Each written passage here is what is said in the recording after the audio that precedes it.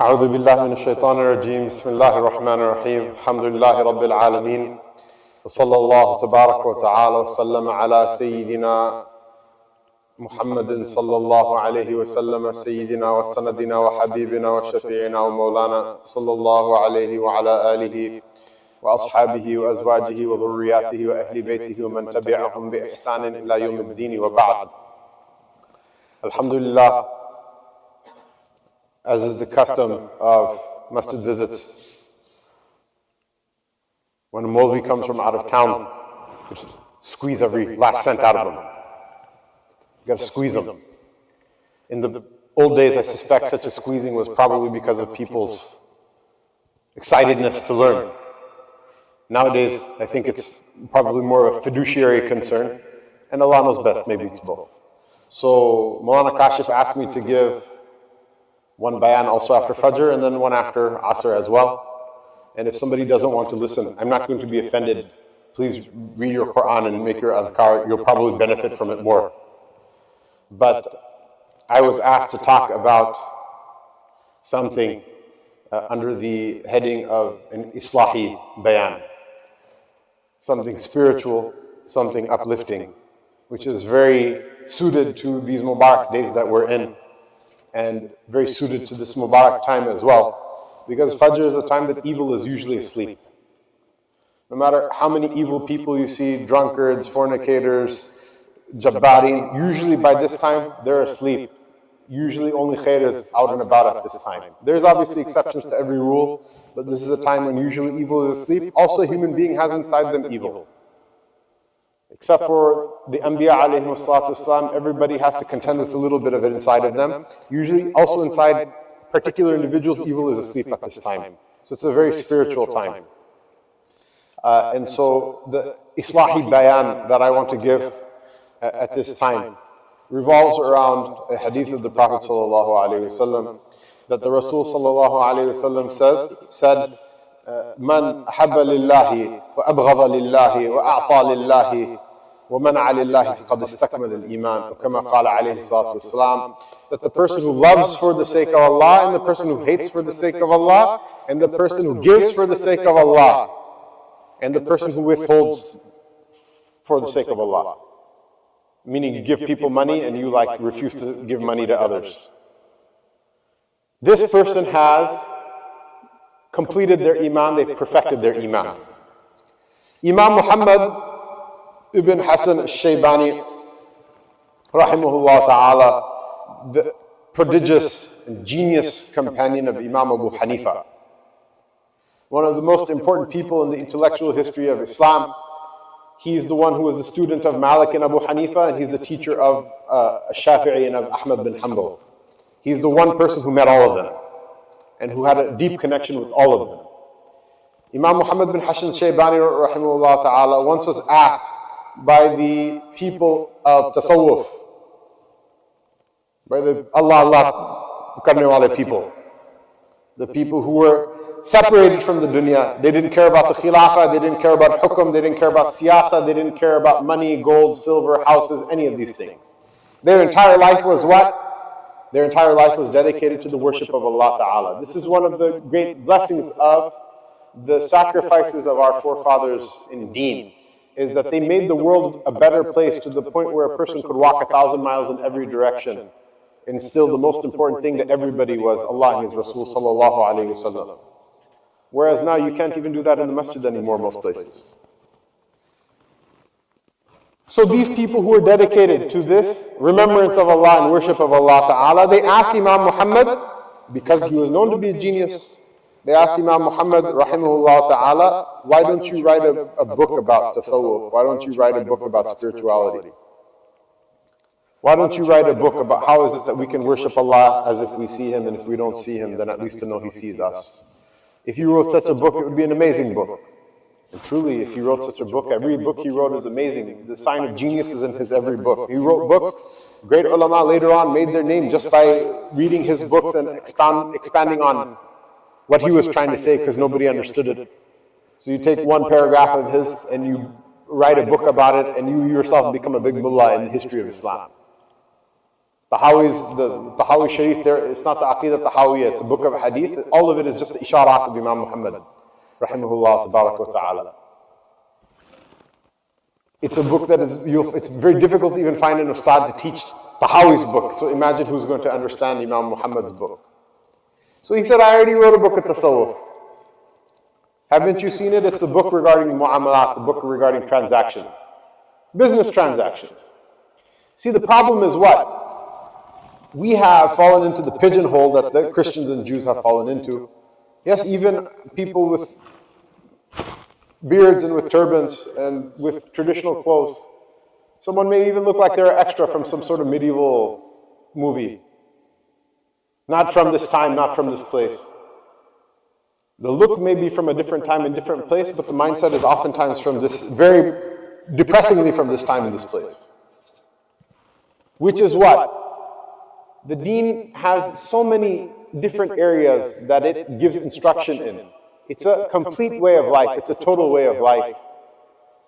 Maulana Ashraf Ali Thanwi rahimahullah ta'ala counts 5 major categories of instruction that the deen gives. The ibadat, meaning acts of ritual worship. The mu'amalat, the transactions between people.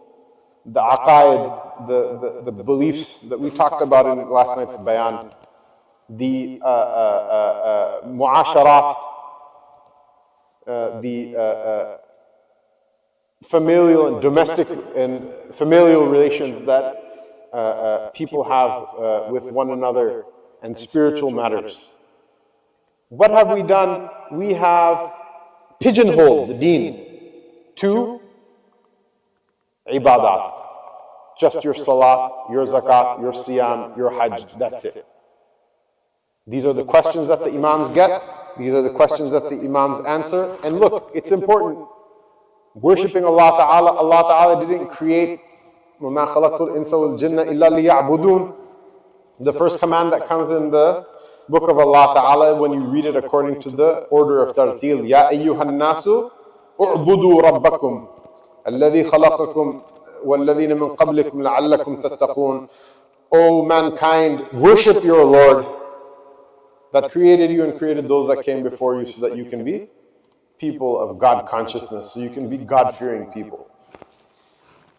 The idea is what? Is that the worship of Allah Ta'ala has a primary form, which is the form of ritual worship, and then it has a secondary form that you remember Allah Ta'ala in other things. So I'm not saying it's not important. I'm not saying praying right is not important, or fasting right isn't important, or doing hajj right isn't important, or whatever. All of these things are very important. That you should, do your tajweed properly when you recite the Quran, and know where to make your sajdas and all of that stuff. It's important, but it's not the entire deen. It's important, but it's not the entire deen. One of the intended benefits of a person's salat, and one of the intended benefits of a person's acts of worship is what? Is that remembrance of Allah, that dhikr of Allah Ta'ala should then transfer, and it should dye all the other things that you do in its color. It should dye your thinking in its color. That's what the aqaid are. It should dye the way you treat your family in its color. That's what the mu'asharat are. It should dye the way you deal with one another in its color. That's how your mu'amalat are. And so what Imam Muhammad rahimahullah ta'ala was trying to say, what he was trying to say is what? Is that through having clean transactions with one another, through living and practicing your deen, through having clean, halal earnings and halal means, then a little bit of your salat will take you a very long way. People think in order to be forgiven from Allah subhanahu wa ta'ala, I don't know, you have to carry like a 50-kilogram rock, 120-pound rock up a hill like 7 miles or what. You don't. You walked into the masjid and said, Allahumma aftah li abwab rahmah, everything forgiven. If there was anything even to forgive from before last night, everything, astaghfirullah, I shouldn't have snapped in the masjid, bad form on my part, I apologize. But the idea is what? Is that everything in an instant was forgiven, and then everything else is building on top of that. If your means are clean, if my means are clean, if the thing that you eat and drink is halal and the thing that I eat and drink is halal, if the money that you earn is halal, the money that I earn is halal, if the clothing that you wear is halal and the clothing that I wear is halal, then making progress spiritually becomes easy. And on the flip side, Rasulullah sallallahu alayhi wa sallam said in the hadith of Sahih Muslim that he ثم ذكر الرجل يطيل السفر أشعث أغبر يقول يا ربي يا ربي يمد يديه إلى السماء يقول يا ربي يا ربي يقول يا ربي يا ربي طعامه حرام وشرابه حرام وغذي مطعمه حرام ومشربه حرام وملبسه حرام وغذي بالحرام فأنا يستجاب له وكما قال عليه الصلاة والسلام. That the Rasul sallallahu alayhi wa sallam once mentioned a person who is in a long journey, ash'ath aghbar, disheveled, dusty, in a bad state. The ulama mentioned that the meaning of the point of mentioning disheveled and dusty, ash'ath and aghbar, is what? This is like not how you go to Disneyland. This is not how you go to your favorite restaurant. The only time a person goes through that much difficulty is for the sake of Allah in the first place. This is how a person goes to Hajj. This is how a person goes to jihad fi sabilillah. This is how a person goes and finds medicine for his suffering relatives. This is how a person goes through extreme difficulty in the path of Allah Ta'ala. Otherwise, nothing carries a person to do these types of things for fun.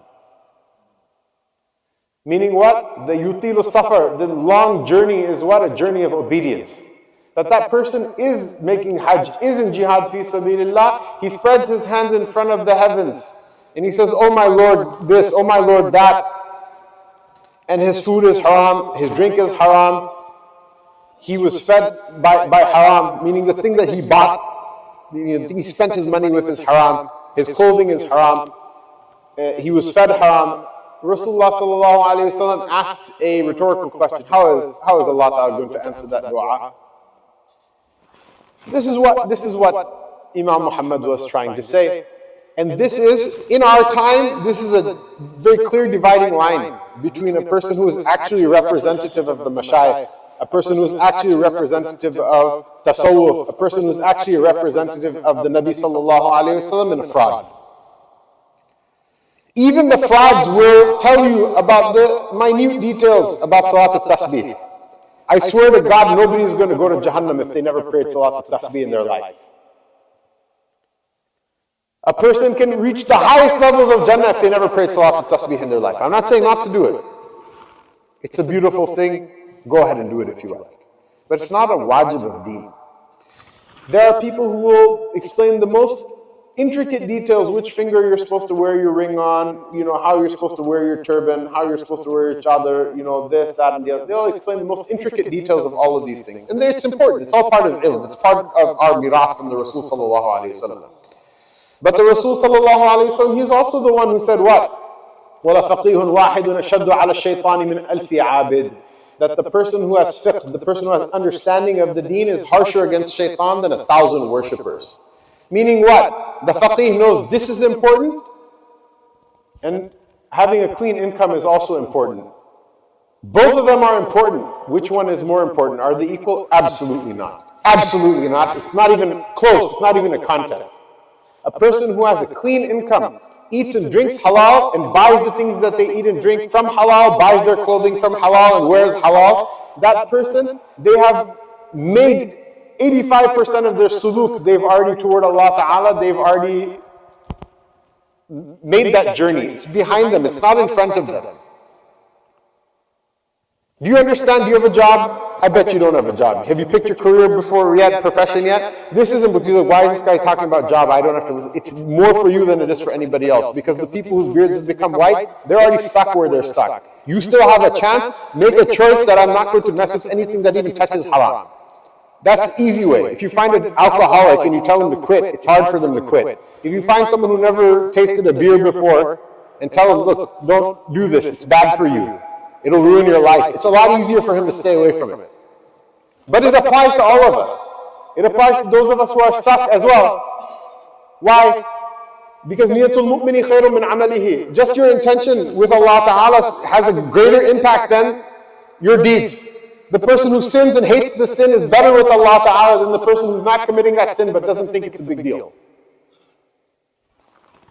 Your mu'amalat are definitely more important. And the person who is going to make you count through these things, that person it's a sign that they're a representative of the Rasul sallallahu alayhi wasallam, more than the person who may obsess about the minutiae of ritual acts of worship, which are important. I don't say minutiae in the sense to dismiss it that it's not important. Again, it's all from the ilm of the Rasul sallallahu alayhi wasallam. It's all important.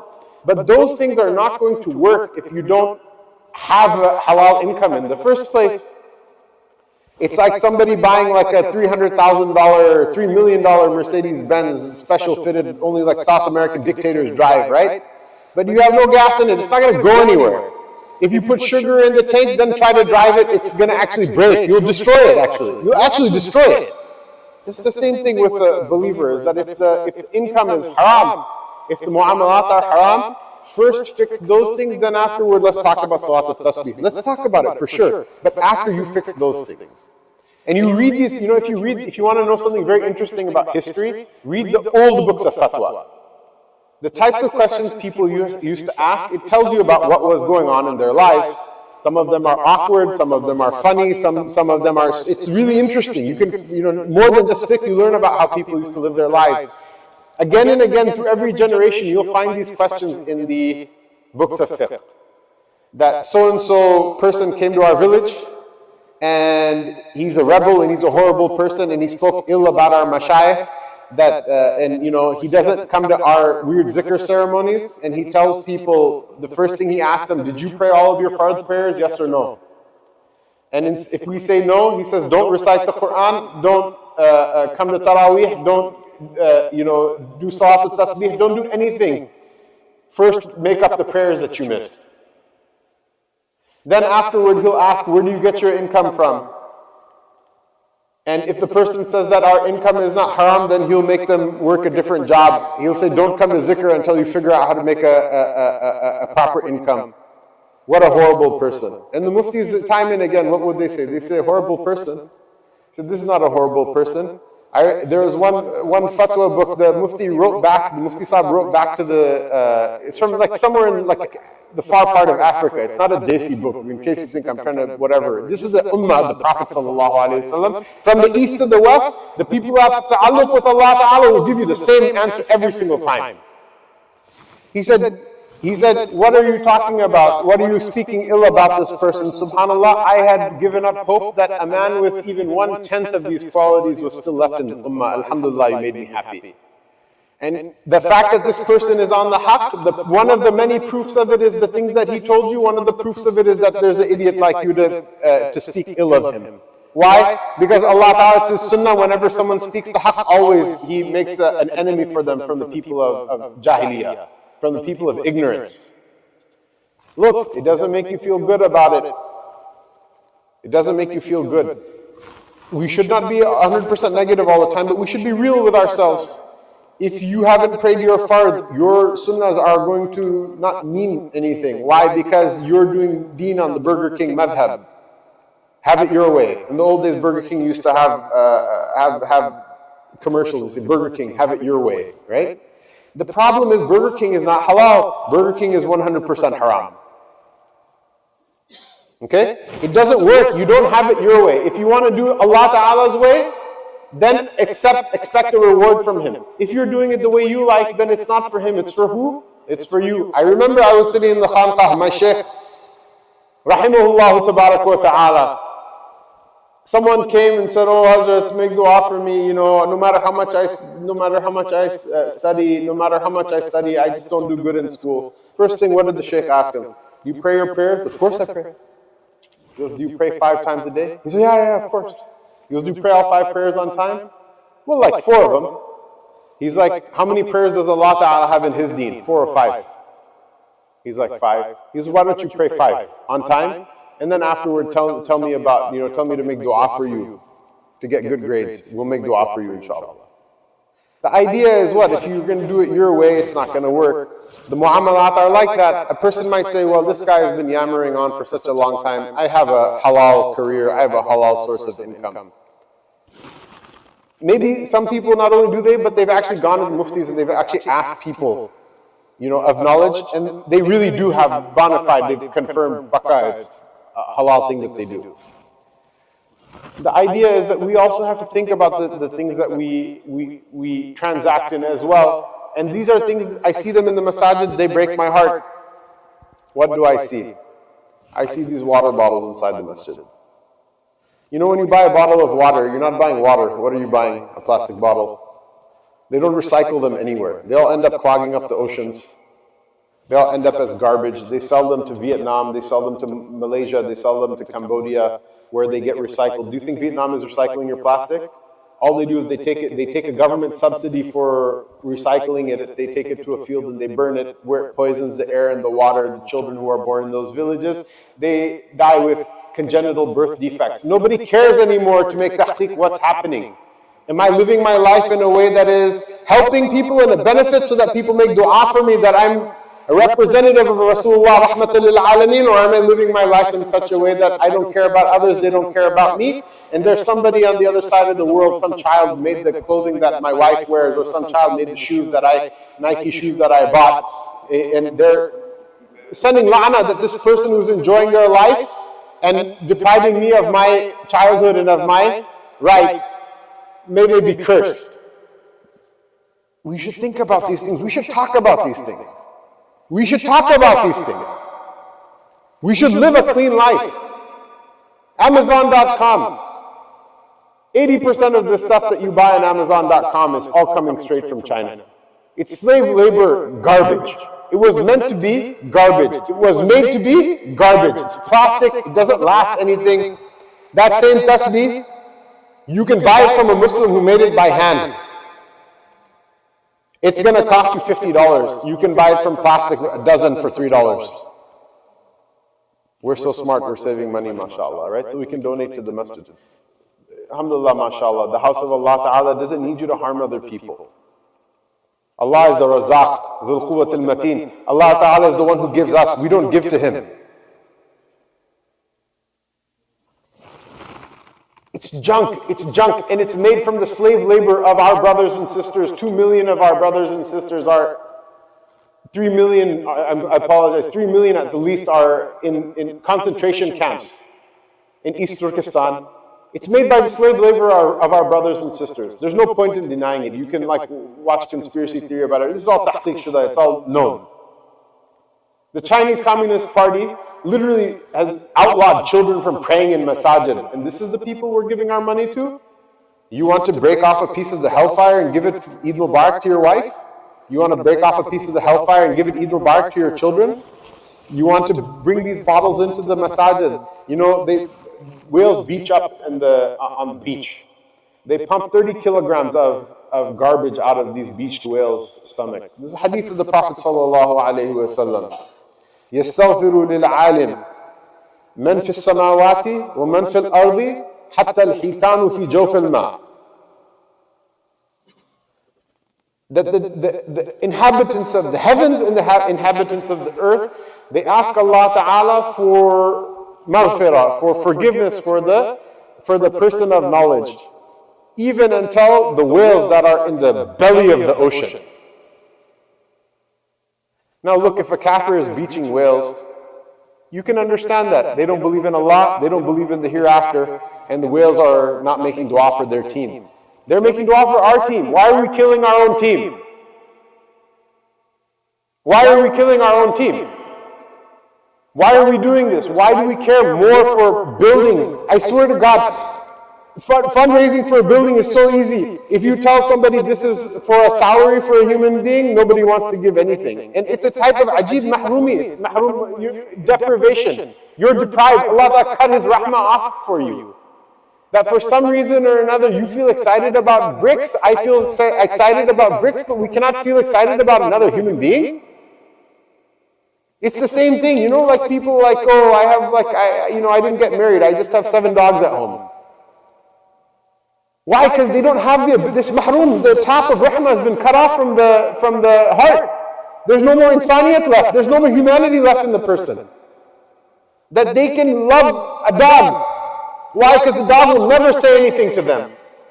The dog needs them to eat and drink, and if the dog ever does anything that upsets them in the least, it'll starve to death. Any relationship other than that, you cannot sustain with a person. These mu'amalat that we do, we have to make sure that they're straight. And it's more than just what your job is. It includes what your job is as well. But they have to do with living a life where you don't harm another person, where you help another person, where you benefit another person. People used to love to do business with the Muslims. Why? The Rasul ﷺ would teach people how to make transactions. In our Sharia, if a transaction happens, it's finished. It's done. Unless explicitly stipulated otherwise, it's done. It will hold up in a court of law. A person doesn't have to take a return if they don't want to, except for very few situations. Rasulullah ﷺ said, despite that, anybody who somebody wants to return an item to them and they accept the item in return and they give the money back, Allah Ta'ala promises them Jannah for it. One of the companions, radiallahu anhu, I'm sure, mashallah, you guys have all heard this more than I have. One of the companions literally opened a shop in the bazaar after Rasulullah ﷺ passed away.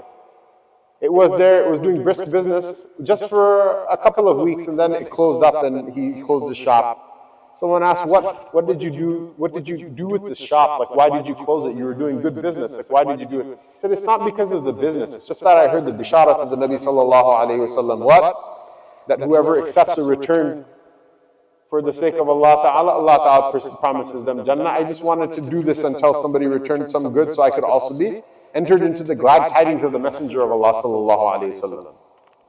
This is why people used to like to buy from the Muslims historically. The Muslim merchants are the ones who brought Islam to the Southeast Asian archipelago. The Muslim merchants are the ones who brought Islam to so many places in the world. You know, the Muslims, everybody knows that the Sultan Muhammad Fatih is the one who conquered Constantinople, and he made these floating ramps, and like how epic his conquest of the most impenetrable medieval walled city ever made, that he did that. And that he made the largest cannons ever made in the history of mankind to this day, and all of these things. But do you know the Muslim Qadi was already in the marketplace of Istanbul over a century before Sultan Muhammad Fatih? Why? Because nobody wanted to buy and sell from the marketplace of these crusader weirdos. They knew these guys are a bunch of cheaters, they're a bunch of scammers. They're a bunch of scammers. They're still scammers. These corporations to this day, they're still scammers. They'll sell you something, it'll give you cancer, it'll make you fat, it'll give you diabetes, it will destroy your family, it will destroy everything. If they can get away with it, they'll sell it to you. And then afterward, they'll settle with you with pennies on the dollar if you sue them. Pennies on the dollar. Because half the people who are there that can sue them, they've already died anyway, so there's no lawsuit left anymore. Nobody wanted to buy and sell from them. And so what happened? The Byzantine Roman Emperor, he wrote a letter to Sultan Murad, Khudavandigar. His laqab was Khudavandigar, the disciple of God. That's how he was known amongst his people because of his piety. They wrote a letter to Khudavandigar. They said, you know, you guys have a nice marketplace. Why don't you tell your traders to come and trade in our marketplace? He said, we're not going to send our traders to trade in your marketplace. Your people lie and cheat each other all the time. Your people lie and cheat each other all the time. Someone's like, well, that was in those days. Now it's not like that anymore. Really? What do you think Goldman Sachs is transacting in right now? Do you think they're helping mankind in buying and selling real goods, or are they massaging weird derivatives and weird things that don't exist? And if I talk about them, people are going to get upset and angry with me. Right? They're transacting in things that don't exist, and transactions that don't add any value to the economy, and transactions that don't, benefit anyone in their life. Transactions. Where do you think the money is being made? Or do you think that Goldman Sachs is growing more crops and selling more things to people? What do you think? Go do the research on your own. I'm a Molvi, I only have a medieval education. Maybe I don't understand how Bitcoin works, okay? You go ahead and tell me, which person is being fed by this thing. I'm not even talking about a fatwa, is it haram or not? You have your own muftis, you guys can bark up that wall. I'm just saying, like, who's being helped by this?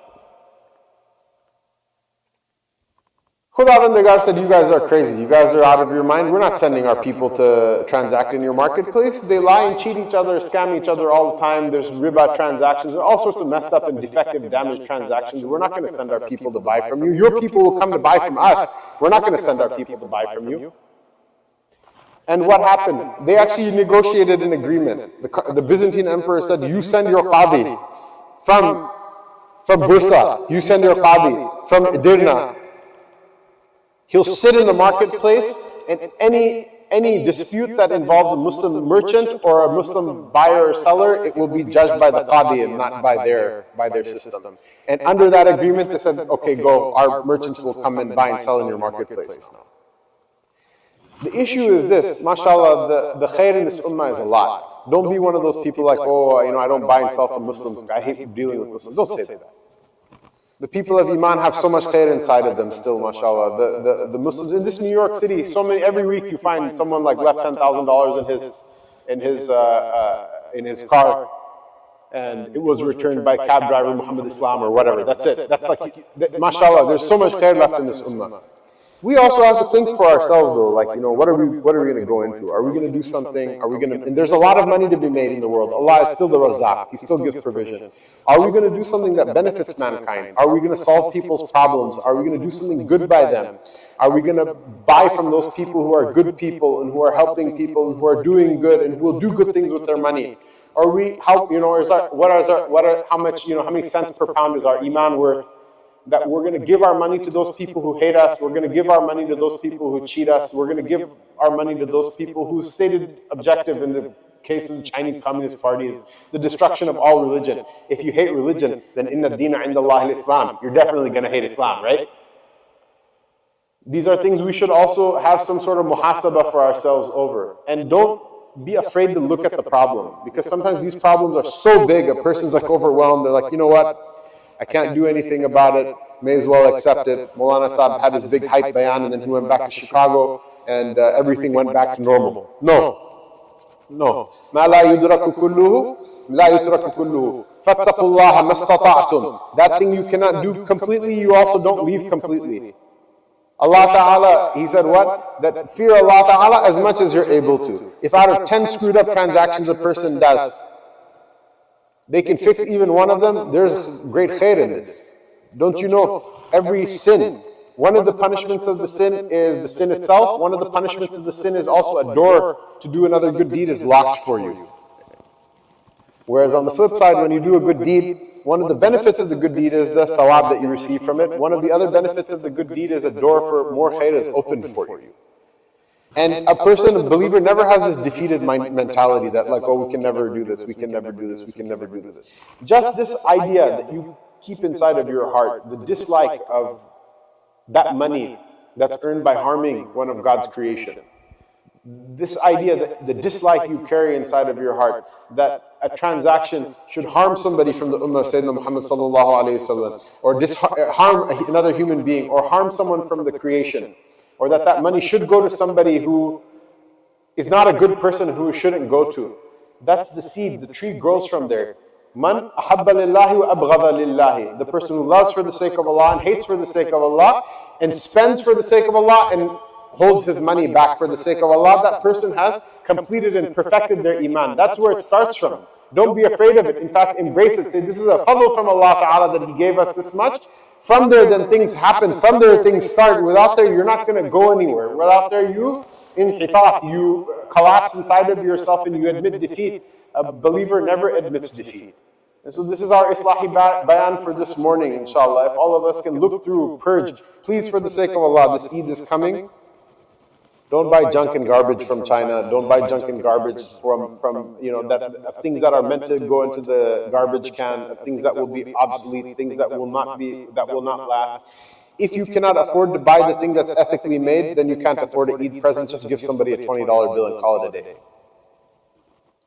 But if you want to give someone, give something good, that's halal, that's tayyib, that's nur, that's barakah, that will benefit them in their dunya and benefit them in their deen, rather than breaking off a piece of the fire for another person and for ourselves as well. Allah Ta'ala give all of us tawfiq. Wa sallallahu tabarak wa ta'ala wa sallam ala Sayyidina Muhammadin wa ala alihi wa sahbihi ajma'in.